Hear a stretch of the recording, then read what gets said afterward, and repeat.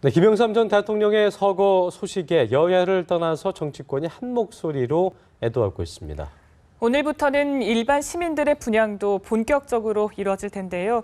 정치부 이준석 기자와 함께 얘기 나눠보도록 하겠습니다. 어서 오십시오. 어서 오세요. 자, 대한민국 정치사에 한 획을 그은 거목이 쓰러졌다. 이런 평가를 받으면서 김 전 대통령의 서거를 많은 사람들이 애도하고 있습니다. 장래가 좀 궁금한데 국가장으로 결정이 됐습니다. 원래는 이제 그 국장, 국민장이었던 게 통합됐다고 하는 것 같더라고요. 이게 보니까. 근데 먼저 분향 장소, 시민들이 이제 분향을 할 것으로 보이는데 분향 장소부터 소개를 좀 해주시죠. 네, 먼저 말씀하신 대로 잠깐 국가장을 말씀하셨는데 지난해 법이 개정됐고요. 그 법에 의해서 국가장으로 치러지는 첫 사례가 됐습니다. 예전에는 뭐 국민장으로 하느냐, 국장으로 하느냐 좀 얘기가 있었는데요. 일단 이제 국가장으로 국가 말 그대로 국가가 주도해서 정부가 주도해서 하는 게 되고요. 위원장은 관례대로 황교안 국무총리가 맡게 됩니다. 5일장을 하고 오늘 목요일이죠. 26일 국회에서 연결식이 거행됩니다. 그리고 국립현충원에 안치되게 됩니다. 빈소는 일단 서울대 병원에 마련돼 있는데요. 어제 휴일임에도 불구하고 수많은 이제 조문객들, 주로 이제 정계 인사들이 서울대 병원을 찾았습니다. 오늘부터는 일반인 분향도 본격적으로 이뤄집니다. 분향소는 이제 전국 각지 지방자치단체가 시청이나 도청 같은 곳에 이제 자율적으로 마련하게 됩니다. 정부 대표 분향소는 국회의사당 본관 앞에 마련됩니다. 시민분들도 국회를 찾으시면 조문할 수 있고요. 서울시 같은 경우에는 서울광장에 추모시설을 마련합니다. 오늘 정오부터 추모시설이 이제 열리기 때문에 그때부터 분향이 가능하고요. 연결식이 열리는 26일 자정까지 24시간 분향이 가능하도록 조치했습니다. 부산이나 뭐 대구, 광주 같은 각 지자체에서도 자체적으로 분향소를 마련했으니까 지역에서도 분향이 가능하고 세계 160여 국에 있는 재외 공간에서도 분향소가 설치되니까 재외 국민들로서도 뭐 분향이 가능합니다.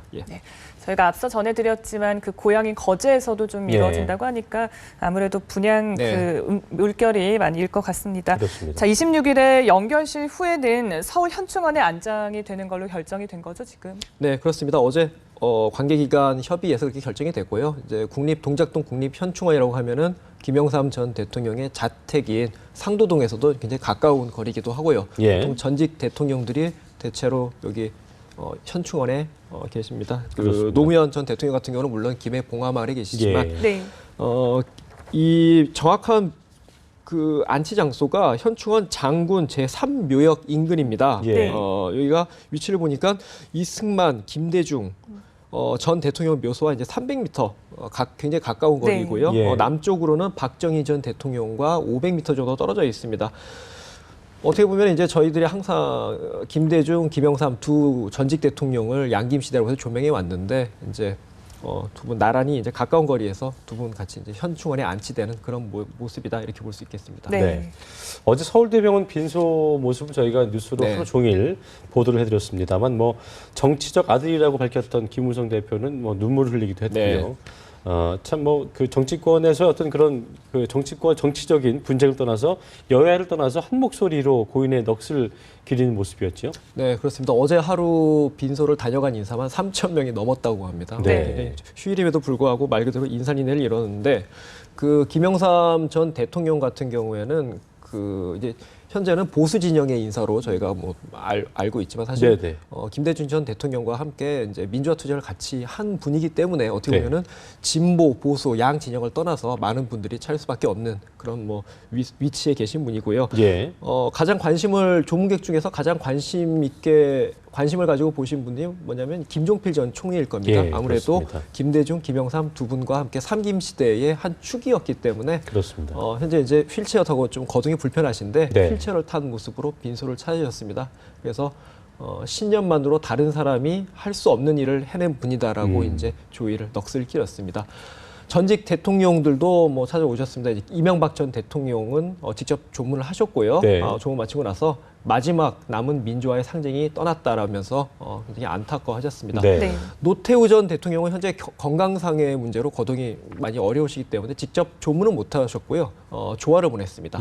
김영삼 전 대통령의 가신그룹이라고 하죠. 이제 자택이었던 상도동계 인사들은 뭐 어떻게 보면 상주 역할, 거기 물론 차남 김현철 씨가 있기는 하지만 장남 차남이 다 있기는 하지만 상도동계 인사들이 사실상 상주 역할을 자처하면서 아침부터 빈소를 뭐 계속 지켰습니다. 가장 이제 정치권에서 지금 주목받는 분들은 새누리당 김무성 대표와 서청원 최고위원인데요. 네. 이분들이 그 시대를 거슬러 올라가면 이 두 분은 상도동계 막내급입니다. 네. 막내급이면 현재 활동하는 정치인 중에서는 그렇죠. 뭐 상도동의 가장 뭐 맏형 좌장격이라고 할 수 있겠죠. 네. 이 두 분 역시 정치적 아들이다. 김무성 대표가 자기가 정치적 아들이라고 얘기했는데요. 하면서 빈소를 늦게까지 지켰습니다. 네. 새정치민주연합도 뭐 마찬가지입니다. 거기도 뭐 애도의 뜻을 기렸고요. 문재인 대표도 어제 하루 일정을 취소하고 다른 지도부 인사들과 함께 빈소를 찾아서 조의를 표했습니다.